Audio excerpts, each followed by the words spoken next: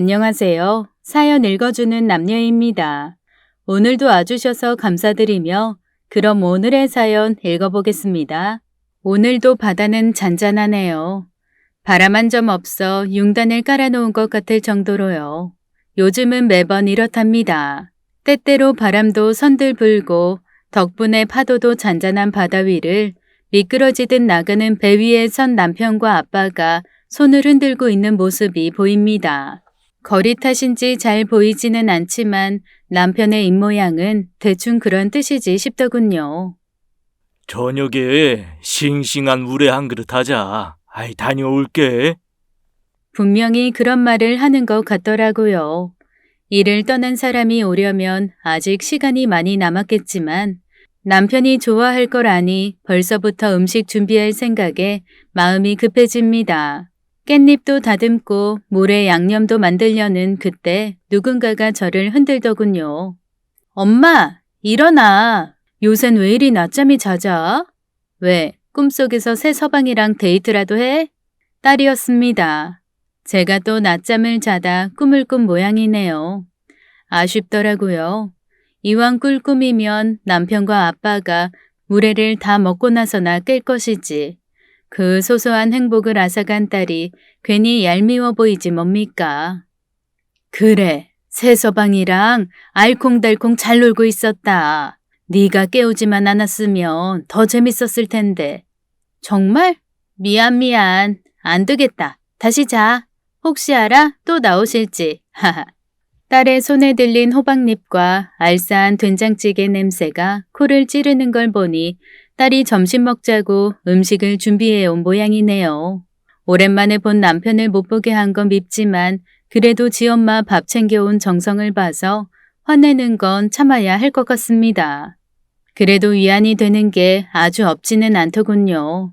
예전이라면 언제나 남편과 아빠가 탄 배가 폭풍에 휩쓸리는 악몽만 꿨는데요. 그래도 요즘엔 그런 악몽은 안 꾸거든요. 사실 요즘엔 꿈에 남편이 나오는 일도 거의 없긴 합니다. 이제 원도 한도 없을 테니 천국에 가서 신나게 노느라 제 꿈에 나오는 것도 그리 여의치가 않나 보더라고요. 괜찮습니다. 제가 조만간 그곳에 가서 남편 단도리를 단단히 할 예정이거든요. 자기 마누라는 여기서 이 고생을 하는데 자기만 신나게 노는 꼴을 좌시할 순 없죠. 그래서 그날만 손꼽아 기다리고 있습니다. 제가 가는 순간이 제삿날이란 건 알고는 있나 모르겠네요. 딸이 이런 걸 알면 난리가 날 테지만 이젠 그럴 때도 됐고요. 무엇보다 남편이 너무 보고 싶어서 안 되겠어요. 저도 참 멍청하죠. 저 싫다고 훌쩍 떠난 사람을 뭐 그리 보고 싶다고 이러는 건지. 그래도 남편이 그리운 건 어쩔 수가 없네요. 워낙 제게 끔찍하던 사람이었거든요. 오늘은 제 남편에 관한 이야기를 들려드릴까 합니다. 뜬금없이 남편 자랑을 하겠다는 제가 우스워 보이시겠지만 그러려니 하고 들어주시면 감사하겠습니다. 안녕하세요. 전 막 70을 넘긴 여자입니다. 아들 하나 딸 하나를 키우면서 참 험한 세월을 버텨왔어요. 두 아이의 기둥이 되어주어야 할 남편이 50도 안 돼서 세상을 등진 탓이었어요. 덕분에 애들이 참 힘들었죠. 남편이 떠나고 생계를 꾸리기 위해 엄마란 사람이 제대로 살림을 하지 않았으니 고사리 같던 손으로 자기들 먹을 걸 챙겨야 했답니다. 지금도 아이들에게 가장 미안한 부분이에요. 그래도 가장 힘들었던 사람은 당연히 저였어요. 몸도 몸이지만 마음이 너무 힘들었거든요. 제겐 남편이란 존재는 말 그대로 하늘이었거든요. 아무리 힘든 순간이라 해도 남편이 제 뒤에 서주기만 한다면 무서울 것 없는 그런 존재였답니다. 그런 존재가 갑자기 사라졌으니 왜 안 그럴까요? 제가 전라도 어촌의 가난한 집 5남매 중 둘째로 태어났어요. 지금으로부터 70년도 더 된 때였죠. 그 시절 어촌에서의 삶을 기억하시는 분은 아실 겁니다. 지질이 궁상이란 말이 어울릴 정도로 가난한 삶이었죠. 고깃배에 타서 돈을 벌어오신 아빠와 저희 5남매를 키우면서 온갖 험한 일을 마다하지 않으셨던 엄마의 노력이 무색하게 진짜 하루 세끼 먹는 게 소원일 수밖에 없는 그런 삶을 살았답니다. 덕분에 저는 고등학교도 못 나왔어요. 집안 형편 때문이기도 했지만 저 스스로가 그걸 원하지 않았답니다.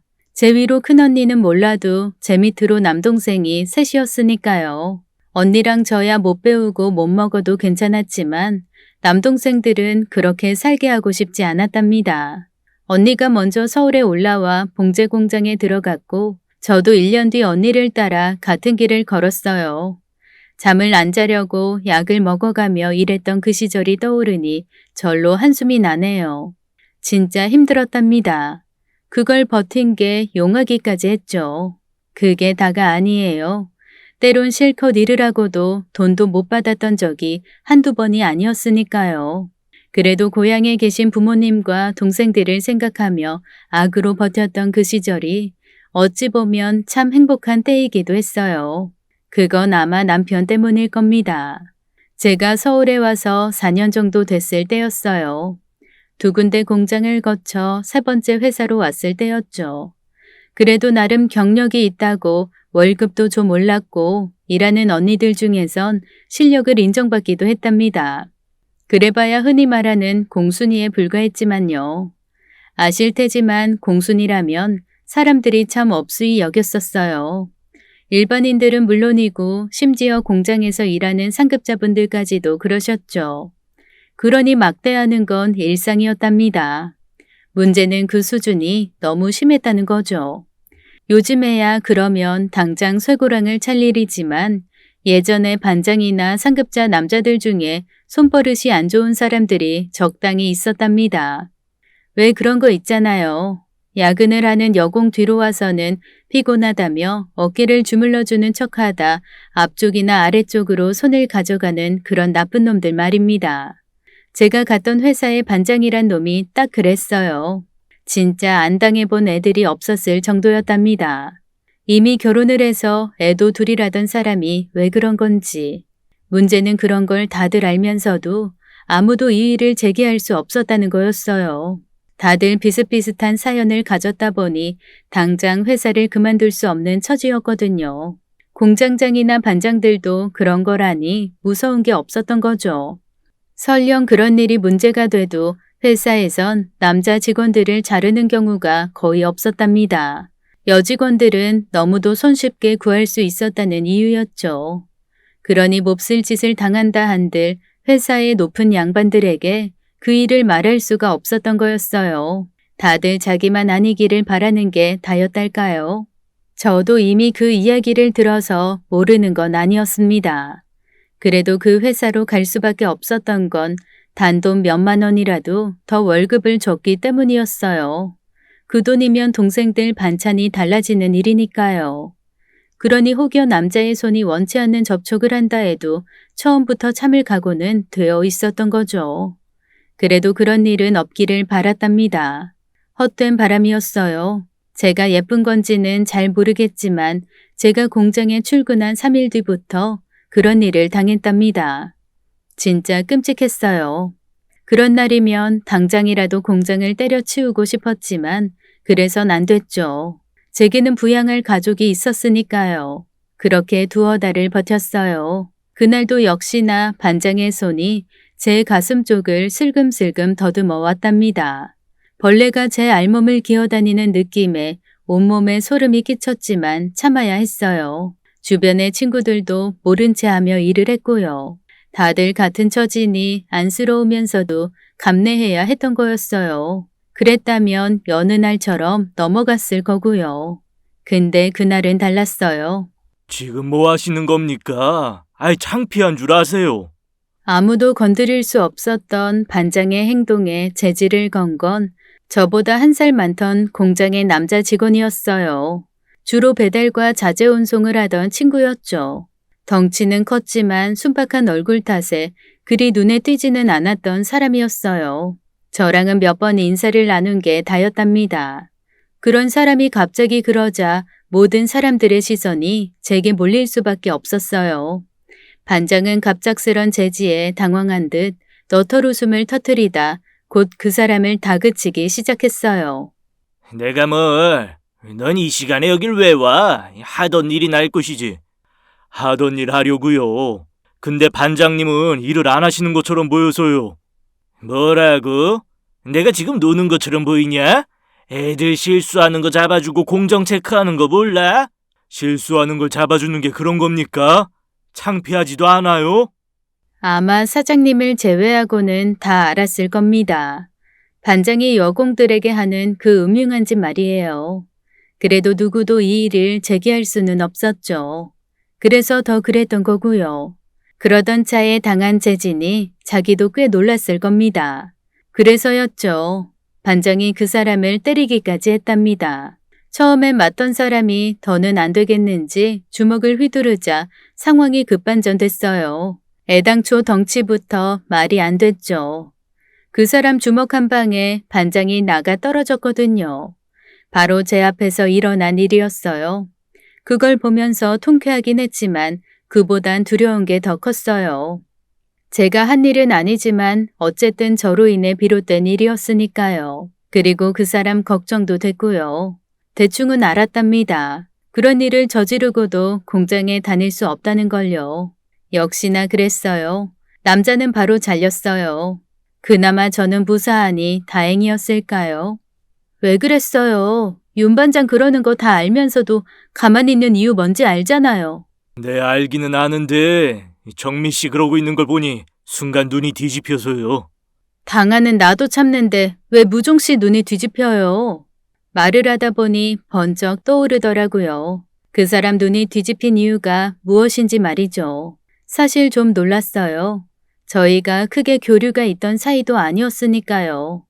아니라고 생각할 수도 있지만 이미 그 사람의 표정이 그걸 말해주고 있었답니다. 혹시 네, 저 정미 씨 좋아합니다. 미안해요. 미안할 일은 아니었어요. 젊은 남자가 젊은 여자를 좋아하는 게 미안할 일은 아니죠. 문제는 그걸로 인해 그 사람이 직장을 잃었다는 거였어요. 정확히 어떤 처지인지는 모르지만 저랑 크게 다르지 않은 상황일 건 분명했으니까요. 그런 친구들에게 일자리는 목숨줄이나 다름없거든요. 고마운 건 사실이었지만 한편으로는 좀 무책임하다 싶기도 했어요. 여자 때문에 자기 밥줄을 내팽개친 거였으니까요. 근데 그 사람은 꼭 여자 때문에만 그러는 사람이 아니었어요. 연애를 하고 결혼을 하며 지켜본 그 사람은 뭐랄까 정의감이 투철한 사람이랄까요. 자기 일이 아니라고 해도 누군가가 불의에 처하면 자기도 모르게 나서는 그런 사람이었답니다. 제가 그것 때문에 얼마나 마음을 졸였는지 몰라요. 보통 때는 순하기 그지없는 사람인데 어느 순간 불의를 보면 자기도 모르게 가장 먼저 튀어나가는 사람이었으니까요. 다른 사람 입장에서야 멋져 보이겠지만 아내인 제 입장에선 그럴 때마다 천불이 났답니다. 정의감도 좋고 온정도 좋지만 그것 때문에 가족들이 고통을 당할 수 있다는 걸 왜 생각 안 하는 건죠. 뭐 그래도 제가 그런 말할 처지는 아니네요. 어쨌든 그런 모습에 반해서 남편과 사귀고 그걸로도 모자라 결혼까지 했으니까요. 말씀드린 것처럼 남편 집안 역시 저희 집만큼 가난했답니다. 그래서 결혼식도 제대로 못 치렀어요. 가족들 다 모여서 밥 먹고 사진 찍은 게 다였어요. 단칸방 하나 구하는 것도 힘들었으니 결혼식에 드릴 돈이 없던 건 당연했어요. 그래도 다행스러운 건 남편과 저 모두 열심히 일을 했다는 거였어요. 적은 돈이긴 해도 우리 둘이서 아끼고 모으다 보니 점차 통장이 불어났답니다. 남편이 40살이 되던 해에 제 이름을 딴 조그만 봉제 공장을 차리기까지 했는걸요. 진짜 힘든 세월을 다 이기고 회사를 차렸으니 앞으론 성공할 일만 남았을 거라고 생각했어요.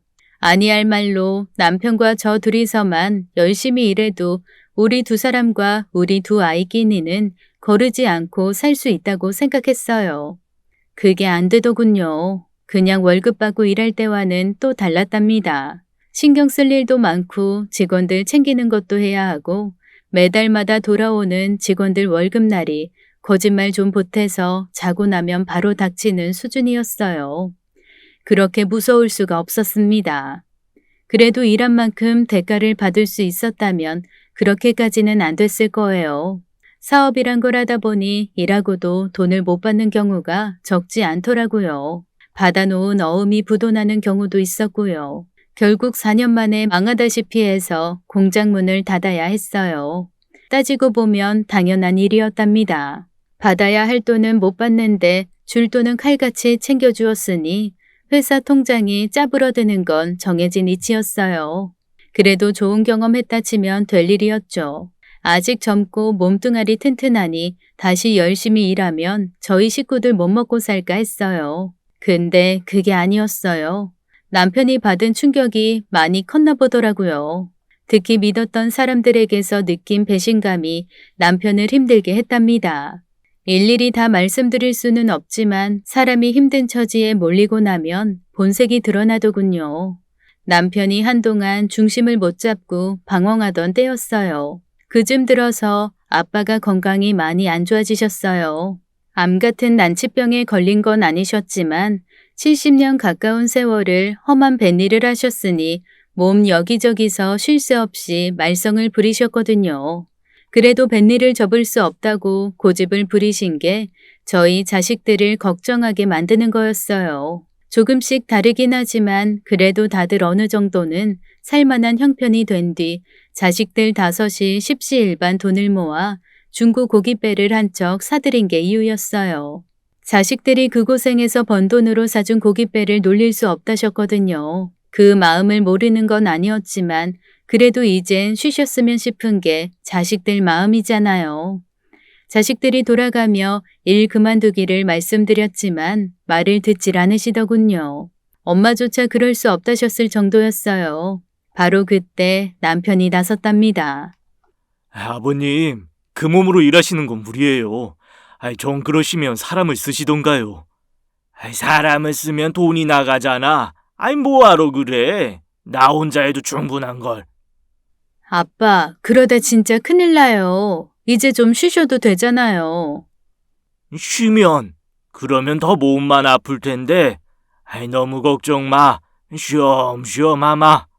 고집도 그런 고집이 없더라고요. 결국 두 손 두 발 다 들어야 하는 상황이었어요. 그럼 아버님, 제가 아버님 일 돕는 건 어떨까요? 설마 저한테 돈 나가는 것도 아까우신 건 아니시죠? 여보, 이 사람아, 아서 뱃일이 얼마나 힘든데 아무나 할 수 있는 게 아니야. 이 사람 말이 맞아.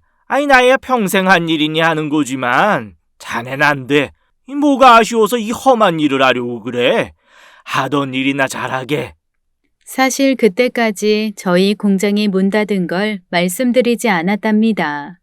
그 이야기를 하면 부모님이 걱정하실 걸 뻔히 아니까요. 그런데 남편이 그 이야기를 해버렸어요. 어차피 돈벌이도 못하고 있다며 아빠 마음이 변하실지도 모른다고 생각해서였죠. 예상대로 아빠의 태도가 달라졌답니다.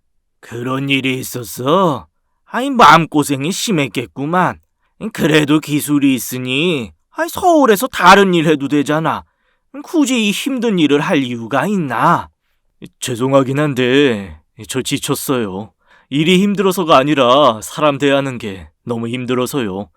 그래서 그러는 겁니다. 아버님 모시고 바다에서 열심히 땀 흘리면 지금보다 못할 이유도 없을 것 같고요. 남편이 말한 이유가 사실은 아니었을 겁니다. 실제로 남편이 회사를 닫고 나서 남편에게 같이 일해보자는 제의가 적지 않았거든요. 워낙 부지런한 데다 인성도 좋은 사람이니 같이 일해보고 싶어하는 이들이 많았어요. 그럼에도 남편이 굳이 시골로 내려가 배를 탄다는 건 아빠를 생각해서였답니다. 저희 부모님이 남편을 참 많이 아껴주었어요. 남편도 그래서 부모님을 잘 따랐고요. 지금도 가장 고마운 것 중에 하나예요. 그냥 사위니까 한다는 게 아니라 진짜 부모를 모시듯 저희 엄마 아빠를 대해준 거요. 엄마가 돌아가실 때 마지막으로 남편을 보고 싶다고 한 것만 봐도 부모님이 남편을 얼마나 끔찍하게 생각했는지 아실 수 있을 겁니다. 그 정도로 진심인 사람이 말을 꺼내자 아빠도 쉽게 거절을 못 하시더라고요. 결국 그렇게 저희 가족에 귀허가 결정되었습니다. 사실 걱정이 되긴 했어요. 저야 고향이기도 하고 워낙 어촌 생활에 인이 배긴 사람이니 큰 문제는 없겠지만 남편이나 애들은 상황이 달랐으니까요. 근데 다행스럽게도 다들 어촌에서의 삶에 빠르게 녹아들었답니다. 초반에 아이들이 조금 힘들어하긴 했어요. 투박한 전라도 사투리를 쓰는 아이들 사이에서 서울말을 쓰니 약간 놀림을 당했거든요. 그런데 금세 적응하더라고요. 저보다 더 전라도 사투리를 잘 쓸 정도로 친구들과 융화가 됐거든요. 남편은 더했어요. 지금도 그렇지만 그 시절에도 어촌엔 젊은 사람들이 그리 많지 않았답니다. 당연하죠. 당장 저희 형제들만 해도 다들 서울로 부산으로 삶의 터전을 옮겼으니까요. 다른 젊은 사람들도 그랬고요. 그러니 어촌에서 젊은 사람 보는 게 쉽지 않았죠. 그 와중에 남편이 내려와 젊은 사람이 해야 할 몫을 해냈으니 예쁨을 받지 않을 수가 없었답니다. 물론 거기도 사람 사는 곳이니 시기나 질투를 하는 사람이 없던 건 아니었어요. 그래도 묵묵히 땀 흘리는 남편을 겪고 나니 그조차도 금세 사라졌답니다. 아따, 선장님은 좋으시겠으라. 사위가 저리 일을 도우니 얼마나 든든하실까잉? 아이, 든든하긴. 아직 뱃일은 아무것도 모르는걸. 오히려 나 혼자 할 때보다 더 일이 늘었다니까. 내 일만 하는 게 아니라 사위도 가르쳐야 하니까. 아니, 내가 더 힘들어. 아잉. 주변 사람들이 남편이 아빠를 돕는 걸 부러워할 때마다 아빠는 오히려 더 힘들다며 엄살을 부리셨어요. 물론 말뿐이었죠. 아빠는 남편과 함께 뱃일을 나가시는 걸 진짜 좋아하셨거든요. 그리고 말처럼 남편이 그리 짐덩어리인 것만은 아니기도 했고요. 원체 부지런한 성정인데다 일머리도 뛰어났거든요. 빠른 속도로 일을 배워 1년 좀 넘자 웬만한 뱃사람 한 몫은 거뜬히 해냈답니다. 한참 잘 벌 때만큼은 아니었지만 그래도 뱃일이 노력하면 한 만큼은 응답을 해주거든요. 특히나 시골에서 살다 보니 생활비 들어가는 것도 서울에서의 절반 정도면 됐으니 돈 걱정도 안 해도 됐어요. 이래저래 만족스러운 삶이었던 것 같아요. 아빠도 남편이 일을 도우면서 몸 상태가 한결 나아지셨고요. 저희 가족도 남편이 맘 편하게 일하는 걸 보면서 오히려 더 화목해졌답니다. 생각해보면 제 인생 통틀어 가장 행복했던 시절이었던 것 같아요. 중간중간 한박 웃음을 지을 일이 생겼던 것도 그런 행복함을 배가시켜주는 일이었답니다. 그중 하나가 바로 로또에 맞은 일이었죠. 그 옛날에 로또가 어딨었냐고 거짓말 한다실 수 있겠네요. 그 로또는 아니지만 어부들에게는 로또 비슷한 일이 가끔 벌어진답니다. 여보, 정미야. 일을 다녀온 남편의 목소리가 집안을 쩌렁쩌렁 울리더군요. 게다가 제 이름을 부르기까지 했답니다. 결혼 후에는 잘 그럴 일이 없거든요. 그럼에도 저랬다는 건 기분이 엄청 좋다는 뜻이죠. 전 술 한잔하고 온 거라고 생각했어요. 가끔 남편이 거나하게 술에 취해 오면 저런 식으로 제 이름을 부르거나 잠에 빠진 아이들을 깨워 얼굴을 부비곤 했으니까요. 뭐야, 술 마셨어? 잘한다. 아직 해도 안 졌구만. 술 안 마셨거든. 뭐 가지고 싶은 거 없어? 말만 해. 다 사줄게. 얼굴에 한박 웃음을 지으며 가지고 싶은 걸 말하라는 남편을 보는데 괜히 걱정이 앞서대요. 여자들 그렇잖아요. 남편이 갑자기 그러면 왠지 불안해지는 거요. 당신 왜 그래? 무슨 일 있어? 일? 일 있지. 그것도 큰일.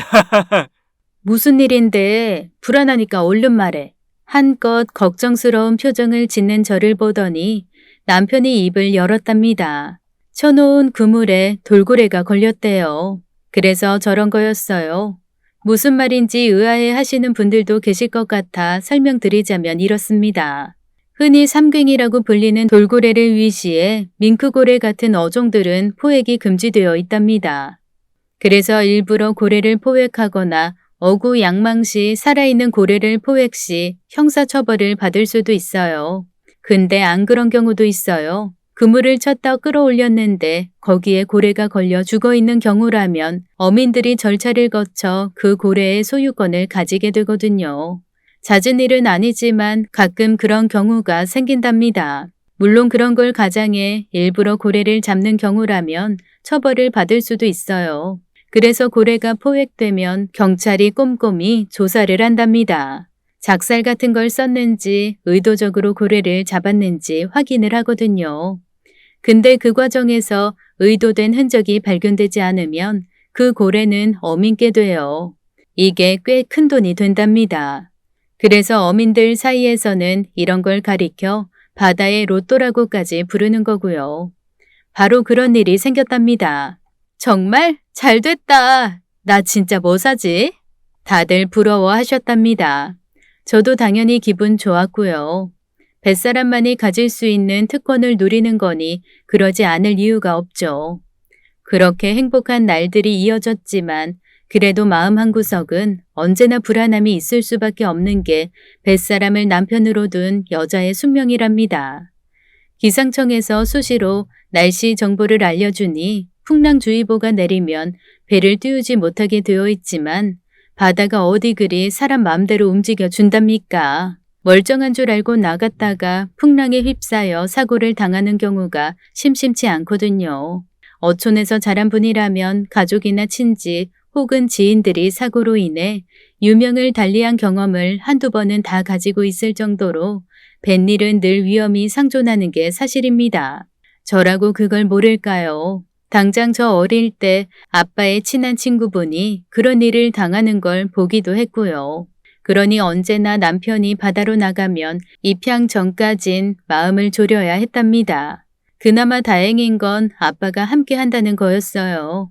평생을 뱃사람으로 지내온 아빠니 바다가 주는 위험을 누구보다 잘 아셨거든요. 게다가 사위와 함께하니 특별히 더 안전에 신경을 쓰셨답니다. 그러니 조금이라도 불안을 덜 수 있었던 거고요. 그래도 마음을 다 놓을 수는 없었으니 언제나 잔소리를 달고 살았답니다. 남편 역시 그런 제 마음을 누구보다 잘 아니 항상 안전에 주의를 기울여 주었어요. 남편이 점점 더 뱃일에 익숙해지면서 마음을 놓았던 것이 문제였을까요? 제 인생에서 가장 참혹한 사건이 저를 덮쳐오고 말았어요. 시작은 딸의 대학 입학에서부터였답니다. 시골에서 학교를 다녔지만 딸은 공부를 꽤 잘했어요. 덕분에 서울에 있는 모대학에 입학을 할 수 있게 되었답니다. 우리 가족 모두를 즐겁게 만드는 일이었어요. 그건 한편으론 저희가 돈을 더 많이 써야 한다는 뜻이었답니다. 등록금부터 시작해 애 용돈까지 주어야 했으니까요. 그래서 더 남편이 일을 늘리기로 했답니다. 오늘 날씨 좀 그런 것 같은데? 괜찮아. 풍랑주의보가 나온 것도 아니고 아버님도 괜찮다셨어. 그리고 이제 나도 만만치 않은 뱃사람이라고. 이 정도면 충분해. 기다려봐. 오늘 내가 큰 놈 한 마리 들고 올 테니까. 어제 꿈자리가 막 좋았거든. 상괭이 한 마리가 걸리는 거 아닌가 몰라. 호탕하게 웃음을 지으면서 떠난 남편의 모습이 마지막이었답니다. 남편이 탄 배가 떠나고 몇 시간 후 갑작스레 날씨가 나빠졌어요. 기상청에서도 그럴 거라는 예보가 없었으니 미처 예측이 안 됐었답니다. 그래도 워낙 노련한 뱃사람인 아빠가 함께 계셨으니 크게 걱정은 안 했어요. 근데 시간이 지나도 남편의 배가 돌아오지 않았어요. 엄마와 함께 포구로 나간 이유였어요. 이미 다른 배들은 속속들이 포구에 돌아와 있었지만 유독 남편의 배만은 돌아오질 않았답니다. 저희가 그러고 있자 다른 분들도 걱정을 보태주셨어요. 어촌이란 게 그렇거든요. 자기 아들, 자기 남편이 돌아와도 다른 집 식구들이 돌아오질 않으면 다 같이 걱정을 해주는 분위기라서요. 오늘은 아니지만 그게 자기 가족의 일일 수도 있다는 걸 누구보다 잘 아니 그런 거랍니다. 진 선장님, 혹시 저희 남편이랑 연락하셨어요? 해경 쪽으로는 아무 신고도 없었대요. 뱃사람들끼리는 수시로 연락을 주고받는답니다. 고기가 나오는 장소를 공유하기도 하고 때론 잠시 휴식을 틈타 농담도 하거든요. 아빠랑 친한 진 선장님이라면 그럴 수도 있지 않을까 했어요. 어전에 잠깐 이야기하긴 했는데, 별 문제는 없었어. 무전기가 좀 말썽이라고는 했는데, 뭐 그런 적이 종종 있으니 별 걱정은 안 했어. 괜찮을 거야. 이 선장님이 한 해, 두 해 바다를 겪는 것도 아닌데, 너무 걱정하지 마. 그러기엔 너무 날씨가 안 좋았어요. 부랴부랴 기상청에서 풍랑 경보가 내렸지만 이미 배들은 바다를 떠돌고 있을 때였으니까요.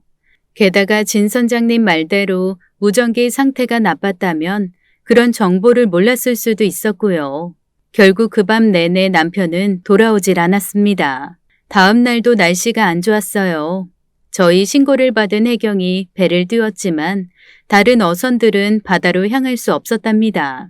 배의 규모나 시스템을 놓고 본다면 해경의 배가 구조에는 최적화되어 있지만 실제로 일을 당했을 때 누구보다 효율적인 것이 다른 어선들이거든요.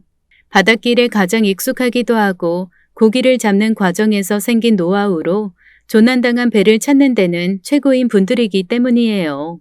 그런 분들이 구조 작업에 동참하지 못하는 건 뼈아픈 손실이거든요.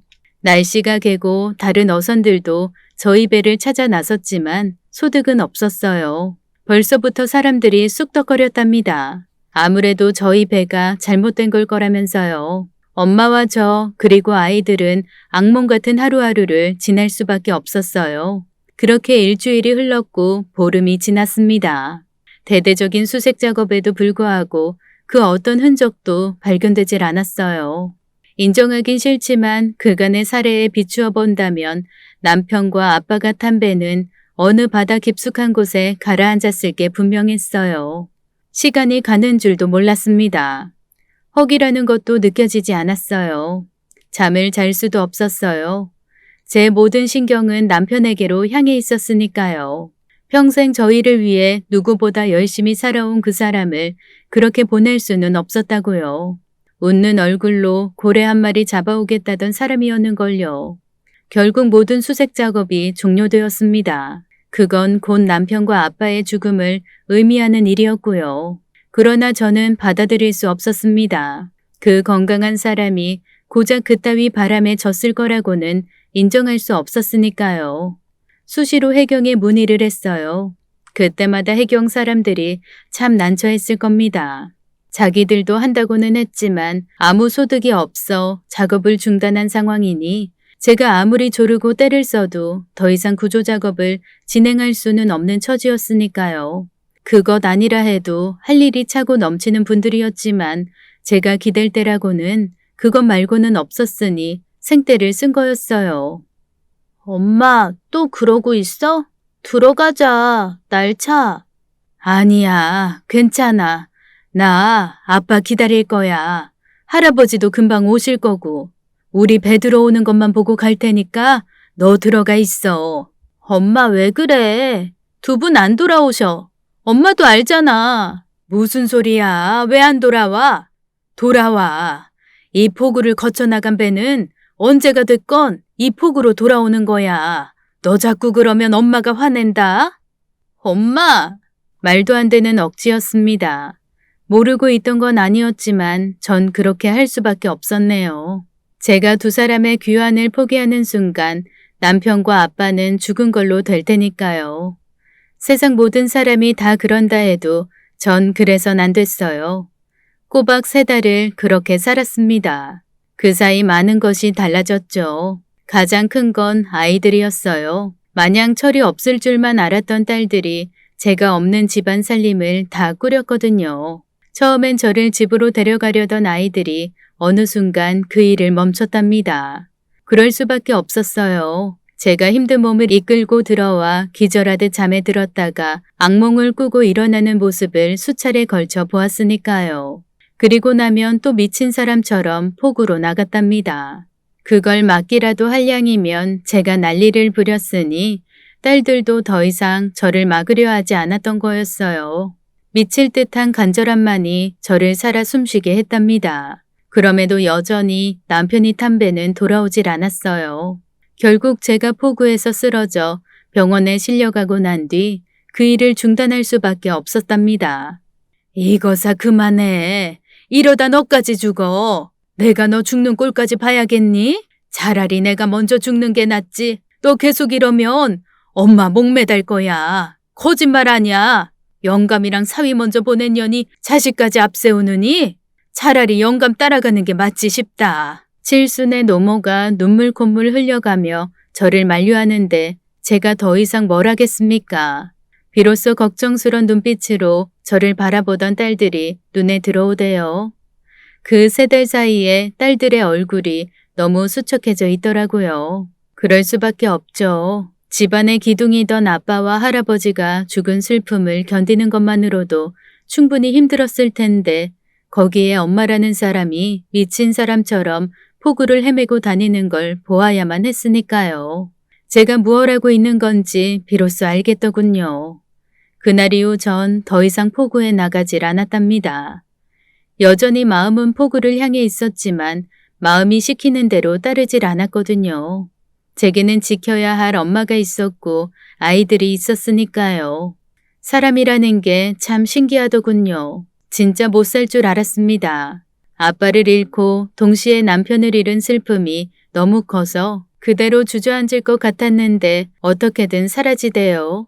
조금씩 밥을 챙겨 먹게 되고 잠도 자게 되었습니다. 그래도 여전히 악몽은 저를 찾아들었어요. 모든 걸 삼켜버릴 듯한 거센 파도 앞에서 휘청이는 배와 그 속에서 저를 애타게 찾는 남편의 목소리를 들어야 했으니까요. 다만 그 빈도수가 줄었을 뿐이었어요. 그래도 악몽이라도 꾸길 바란 건 그 속에서 저를 찾는 남편의 목소리를 들을 수 있기 때문이었어요.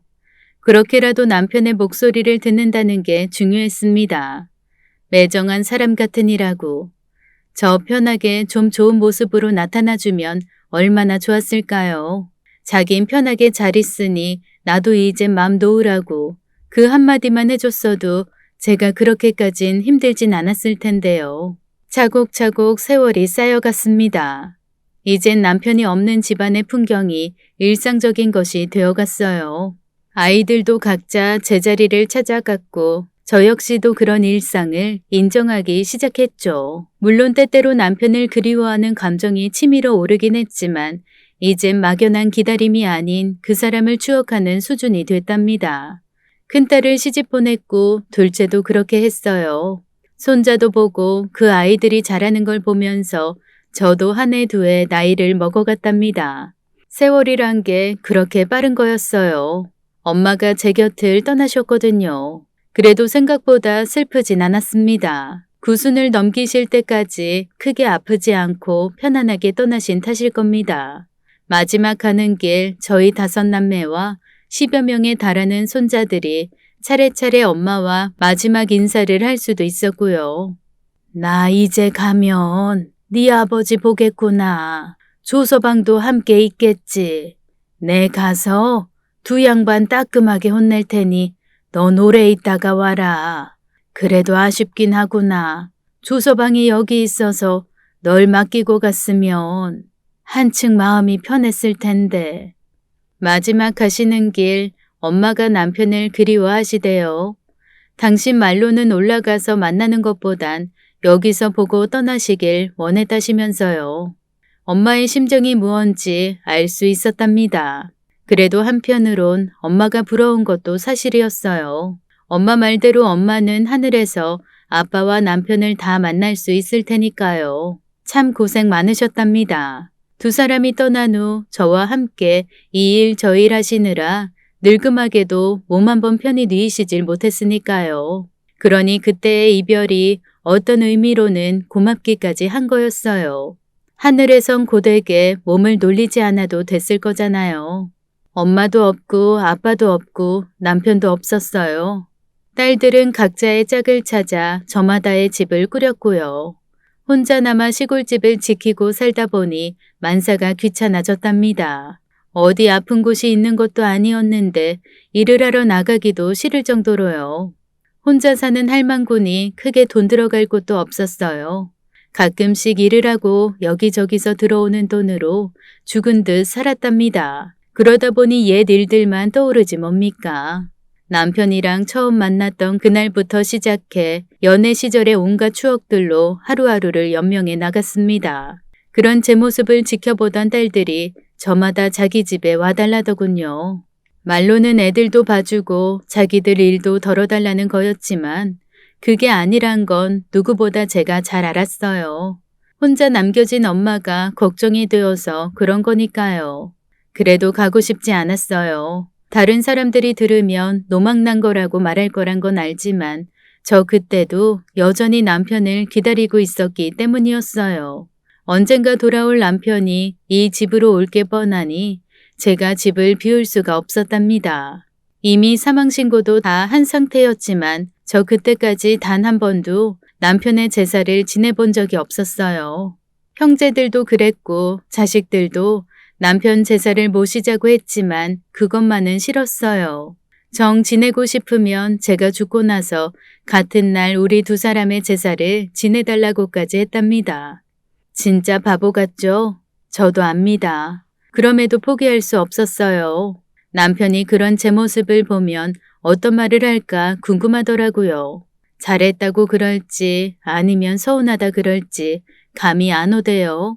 그 대답을 알고 싶다면 제가 직접 하늘로 올라가는 수밖에 없을 테지만 그러기엔 제가 너무 건강했네요. 나이가 들면 어딘가는 탈이 나야 마땅한데 전 그런 것도 없었거든요.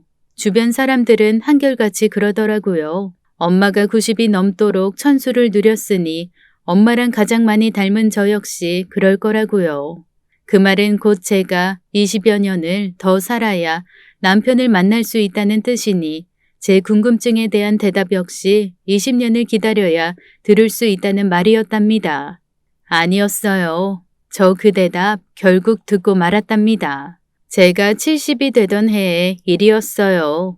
예전이라면 칠순잔치는 가족을 넘어 동네 잔치로까지 이어지는 큰일이었지만 다들 80도 어렵지 않게 넘기는 세상이 왔으니 칠순잔치를 한다는 게 오히려 어색한 일이었어요. 저도 당연히 그럴 거였고요. 제가 무슨 염치로 칠순잔치를 하겠어요. 그래서 딸과 사위가 칠순잔치 이야기를 했을 때 한사코 반대를 했답니다. 누가 동네방네 사람들 다 부르지? 우리끼리만, 우리 가족끼리만 하자. 큰이모도 그러셨잖아. 큰이모 때처럼 가족들 모여서 밥이나 먹자고. 말이야 그런 게 없죠. 가족들 모여서 밥 한 끼 먹는 게 무어 그리 큰일이겠습니까? 오히려 그 빌미로 모든 가족들이 다 모일 수만 있다면 앞다퉈 환영할 일이죠. 그러나 저희 가족들이 다 모이는 건 단순한 일이 아니란 게 문제였죠.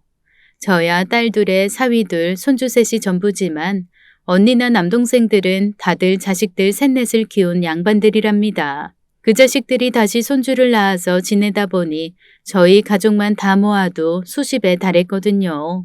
흔히 가족 식사를 한다고 음식점을 예약하는 것과는 차원이 달랐다는 뜻입니다. 게다가 가족은 아니라 해도 가족 못지않게 가까운 사람들도 안 부를 수 없으니 이래저래 대행사가 되고 만답니다. 2년 전 저희 언니 칠순잔치가 딱 그랬거든요. 그때를 기억하니 전 더 그러고 싶지 않았어요. 남편이 있는 거라면 가능했을 수도 있지만 전 그것도 아니었으니까요. 남편 없이 혼자 70년을 살아온 게 축하받을 일이 아니라고도 생각했고요. 그래서 한사코 반대했는데 큰딸이 끝까지 밀어붙이지 뭡니까. 지 힘으로 안 되니 지 이모랑 삼촌까지 끌어들였거든요. 결국 온갖 사람들의 성화에 못 이겨 칠순잔치를 하게 되었답니다. 그것도 호텔식이나 빌려서 말이에요. 그럴 수밖에 없었어요. 둘째 사윈놈이 호텔 직원이었거든요. 저야 좀 규모 있는 식당 같은 걸 빌려서 하자 했지만 둘째가 한사코 반대했답니다. 엄마, 손서방이 호텔에서 일해서 할인돼. 엄마 말대로 큰 식당 빌리는 것보다 더 싸게 먹힐걸? 이럴 때 쓰라고 가족이 있는 거잖아. 그러니 호텔에서 하는 거다. 알았지? 네, 어머니. 진짜 깜짝 놀라실 거예요. 원래 직원들한테는 거의 공짜나 다름없이 빌려주거든요. 제가 아무리 물색 없는 시골 노인이라고 해도 호텔이란 데가 얼마나 비싼지도 모르지는 않습니다. 아무리 가족 할인이니 직원 할인이니 해도 식당 빌리는 돈보다 더 많이 들 건 뻔한 일이었을 거예요. 그래도 사위까지 그러는데 제가 마냥 거절할 수는 없는 일 아닙니까? 그렇게 칠순잔치라는 걸 하게 됐어요. 제 생각보다 훨씬 거창하게 치러졌어요.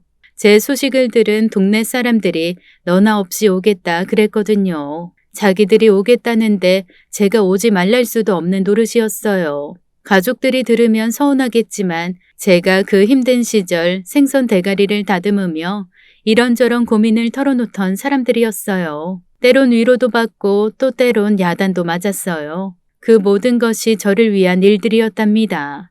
덕분에 제가 버텨낼 수도 있었고요. 어쩌면 가족보다 더 가까울 수도 있는 사람들 아닙니까? 그런 사람들을 거절하는 게 말이나 된답니까? 이모, 한 잔 받으세요. 축하드려요. 고생했네. 한 잔 받아. 그래, 쭉 마셔. 이런 말은 진짜 쑥스럽긴 한데 큰 누나한테도 했으니 둘째 누나한테도 하는 게 맞겠지. 누나 고마워. 영우도 영길이도 나도 누나 때문에 대학도 나오고 이렇게 살 수 있었어. 내 두고두고 이 은혜 갚아야 하는데 그러지도 못해서 미안하고 내 한 잔 받고 서운함 털어줘. 알았지? 이 사람 저 사람 할 것 없이 술잔을 넘기더군요. 말술인 아빠의 유전자를 받은 탓에 좀처럼 만취하지는 않는 체질이지만 온갖 사람들이 다 잔을 건네니 저로서도 역부족이었답니다. 그래도 사람들은 몰랐을 거예요. 제가 아무리 술을 마셔도 취한 티가 나지 않는 사람이었으니까요. 말 그대로 잔치였습니다. 어느 조카는 축시를 읽어주기도 했고 또 어떤 지인은 축가를 불러주기도 했었어요. 다들 잔치 분위기를 돋우기 위해 할 수 있는 모든 걸 다 했답니다. 그걸 지켜보다 저도 모르게 눈이 감기대어 그럴 법했어요. 워낙 많이 마셨으니까요. 그렇게 의자에 기대 잠시 눈을 붙이려는데 누가 제 어깨를 두드리지 뭡니까? 누구였을까요? 힘겹게 눈을 떴는데 글쎄 말이 안 되는 일이 벌어졌답니다. 이런 날 잠을 자면 쓰나. 아이, 우리 이 여사 그새 술이 많이 줄었네. 그거 알아? 우리 젊을 때, 그러니까 연애할 때 내가 당신 어떻게 한번 해보려고 술 마시게 했다가 오히려 내가 뻗었던 거 나도 한술 한다고 생각했는데 세상에 나보다 100배는 잘 마시는 여자가 있을 줄이야. 세월에 장사 없다더니 우리 정미도 많이 약해졌다. 그래도 오늘 같은 날 나하고 술 한잔 해야지. 그리고 나가서 춤도 추고 이렇게. 남편이 저를 깨웠답니다. 그날 집을 나갔던 그 얼굴 그대로였어요. 어깨춤을 추며 환하게 웃는 그 사람을 보는데 하염없이 눈물이 났어요. 제 생각이 틀리지 않았더군요. 남편은 죽은 게 아니었습니다. 그 긴 세월 어디서 뭐라고 살았는지는 모르겠지만 중요한 건 제 앞에 다시 나타났다는 거였어요. 어허, 이 좋은 날 웬 눈물이야. 뭐 하고 있어. 그 술잔 비우고 나한테 한 잔 따라줘야지. 맞다. 그러고 보니 당신 나한테 술 한 잔 안 올렸더라. 진짜 당신 맞지? 왜 이제 왔어? 어디 있었어? 왜 연락 안 했어? 어디 있긴. 언제나 당신 옆에 있었잖아. 이 사람 진짜 술이 많이 약해졌네. 겨우 그 정도 마시고 이러는 게 신기하기까지 하다. 진짜 술 안 줄 거야? 아니야. 줄게. 서둘러 제 앞에 놓인 술잔을 비우고 남편에게 술을 따랐습니다. 제가 마신 술 한 잔을 맛있게 비우고 나서 남편이 말을 이어갔어요. 캬, 술맛 좋다. 역시 우리 마누라랑 마시는 술이 최고야. 고마워. 그동안 고생 많았고 이젠 그러지 마. 수진이 수연이랑 재밌게 살아. 손주들도 자주 보러 가고. 알지? 나 당신 진짜 많이 사랑한 거. 더 많이 사랑해주지 못한 건 미안하지만 그래도 내가 할 수 있는 한도 내에서는 진심으로 사랑했어. 알지? 알아. 그래서 더 서운한 거야. 나 힘들 때 뭐 했어? 오지도 않고. 내가 당신 때문에 애들 몰래 밤마다 소주 마시며 얼마나 울었는데. 알아. 그래서 미안하다는 거잖아. 앞으론 그러지 마. 술 먹고 싶으면 나랑 먹자. 이렇게 둘이서 자, 짠하자.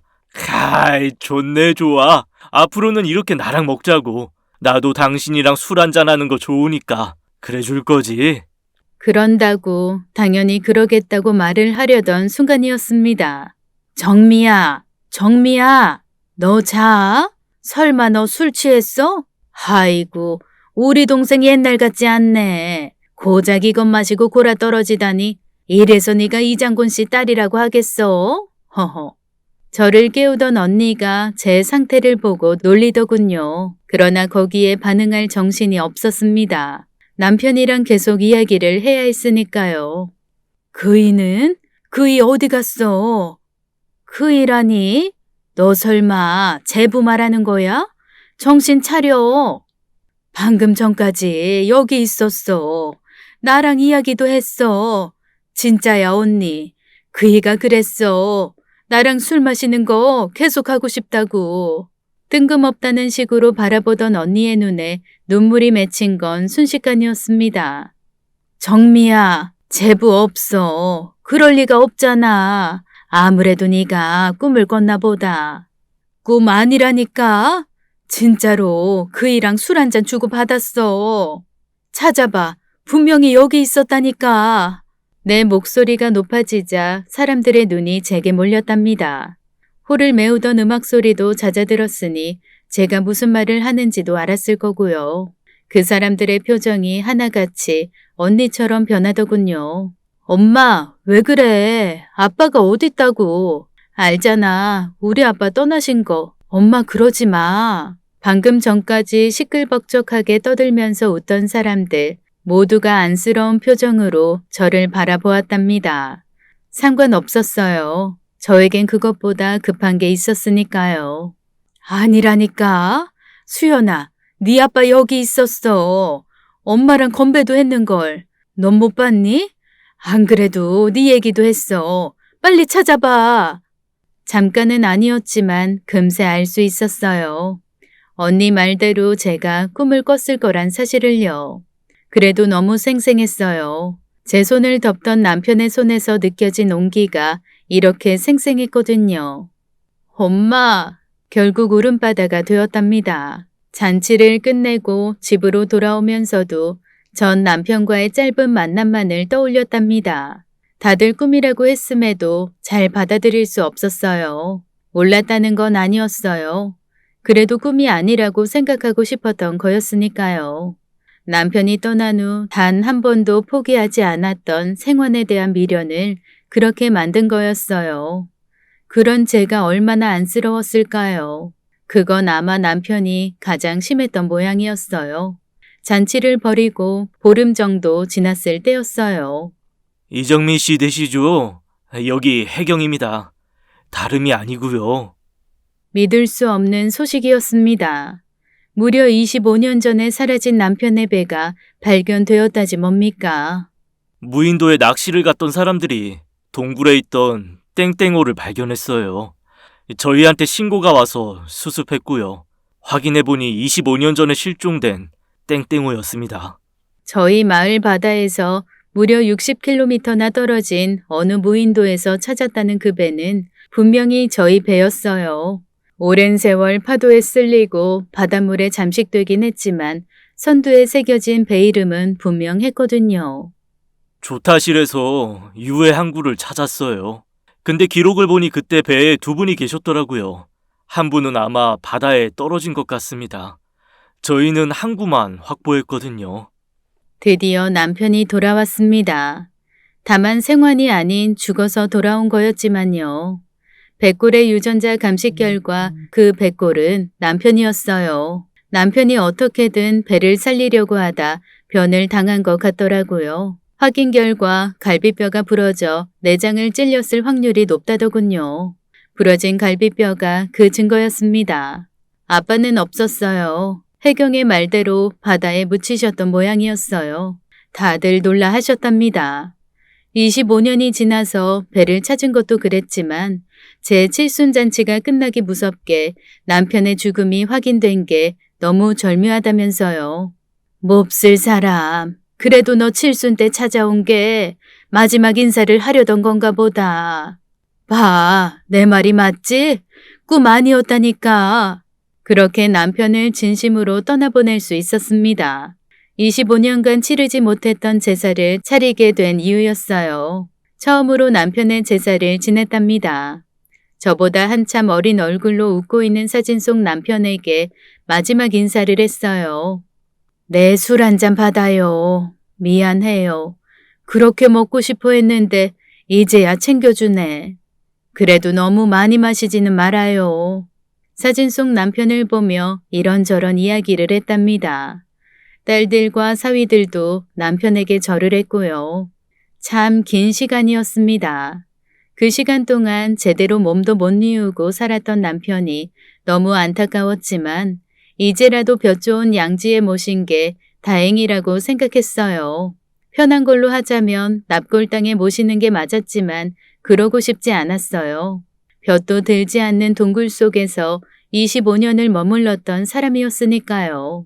그래서 볕 잘 드는 산소를 마련해 주었답니다. 언제나 따뜻하게 잠들 수 있기를 바라는 마음이었어요. 그날 이후 저는 더 이상 악몽에 시달리지 않았답니다. 가끔이긴 해도 제 꿈에 등장하는 남편의 배는 언제나 잔잔한 바다 위를 거닐었답니다. 환하게 웃고 있는 남편과 아빠의 등허리에 배인 땀을 보며 저 역시도 웃을 수 있었고요. 이젠 남편이 더 이상 힘들지 않아도 된다고 생각해서였을 겁니다. 저도 그렇고요. 얼마 남지 않은 생이겠지만 그동안은 남편 말대로 우리 딸이랑 손자들과 재미나게 살려고 하고 있습니다. 남편이 그걸 원하니까요. 그 말을 해주려고 멀고 먼 바다를 가로질러 제 잔치장에 오기까지 했잖습니까. 수시로 서운하다가도 그 생각만 하면 남편을 용서할 수 있었답니다. 사실 용서를 받을 일은 아니죠. 그 누구보다 더 제게 돌아오려고 애를 썼을 테니까요. 그래서 더 보고 싶은 걸 겁니다. 뭐 이젠 멀지 않았어요. 조만간 남편을 만나 자기 말대로 소주 한 병 놓고 오순도순 이야기할 수 있게 되겠죠. 그날을 기다리며 열심히 살겠습니다. 이야기 들어주셔서 고마웠습니다. 안녕히 계세요. 오늘 사연 어떠셨나요? 25년 만에 두 분이 다시 만난 것 같아서 눈시울이 붉어지네요. 사연자분께 부디 좋은 일만 가득하시길 바라겠습니다. 오늘도 끝까지 함께 해주신 여러분 감사드리며 저희는 다음 사연으로 돌아올게요. 감사합니다.